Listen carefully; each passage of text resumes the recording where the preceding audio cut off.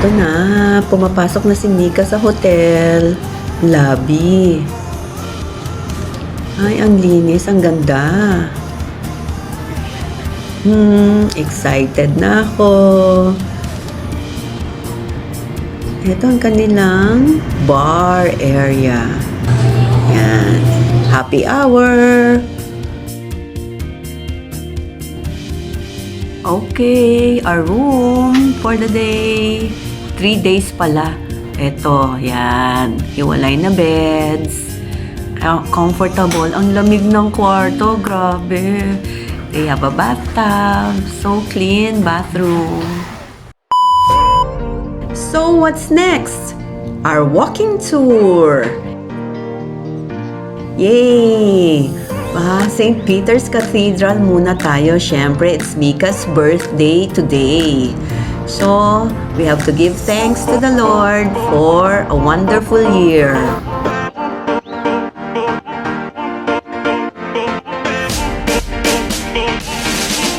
So we now go to the former Chicago Public Library. Here.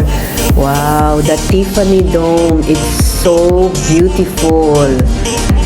Look at the designs. Very intricate design.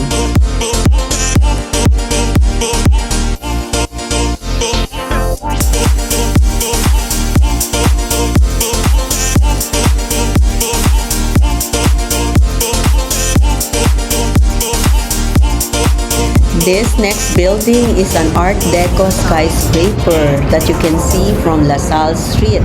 This is just like the Wall Street of New York. Eto na siya. The Goddess of Ceres is there in this building. Yun no, dun sa dulo. Ayan. It's Chicago's landmark. The buildings are so impressive talaga. Now we're going to the inside of the Chicago Trade Building. The designs are so unique. Time for coffee! Ceres Cafe!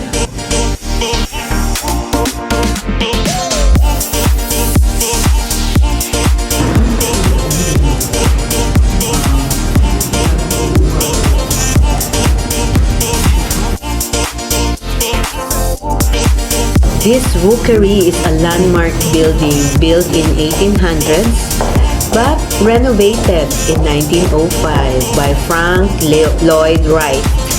It's a steel structure which allowed the light to come through the ceiling. Oh.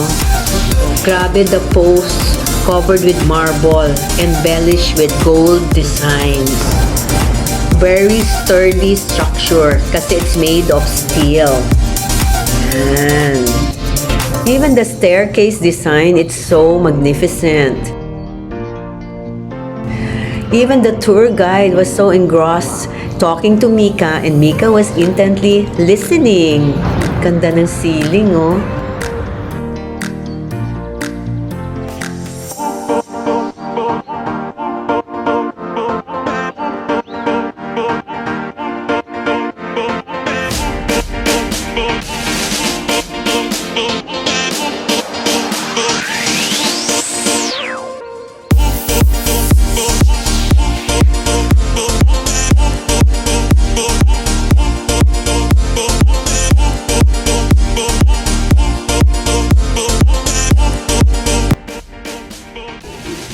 Hello, pretty woman, walking down the park. Ayan, happy lang, ang lamig.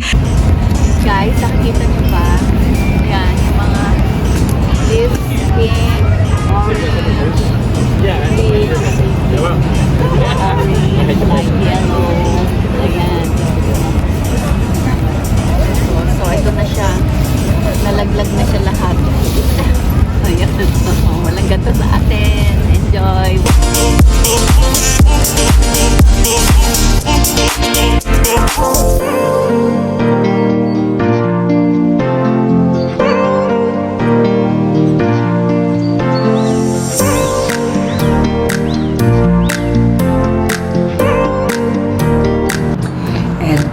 Hello guys! Exciting! Going to the bean!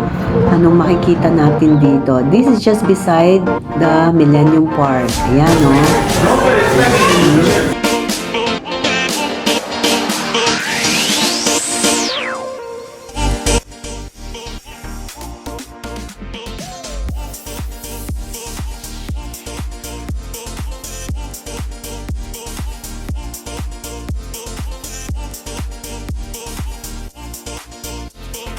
Our Chicago trip will not be complete without experiencing the cruise down the Chicago River to see the city's famous architecture on a boat tour. With commentary from the onboard guide, watch the spectacular skyline glide by including more than 40 buildings like Navy Pier, the Wrigley Building, John Hancock Building, and a lot more. You'll pass through the East Bank Club, the old post office building, and the Willis Tower.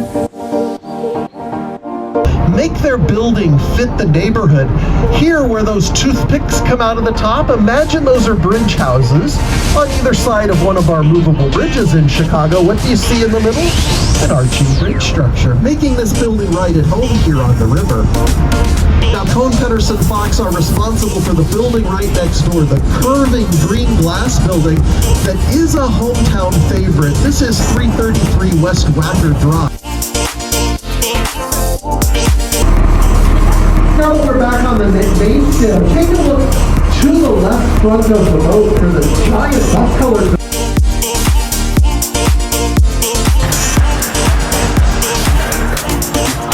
Next is the ledge. This is the Willis Tower, formerly Sears Tower. It's 108-story skyscraper building, the highest observation deck in the U.S. It spans about 4 states. And now we're here, 103 stories up. Welcome to the top. The ledge is a glass balcony extending 4.3 feet from the sky deck.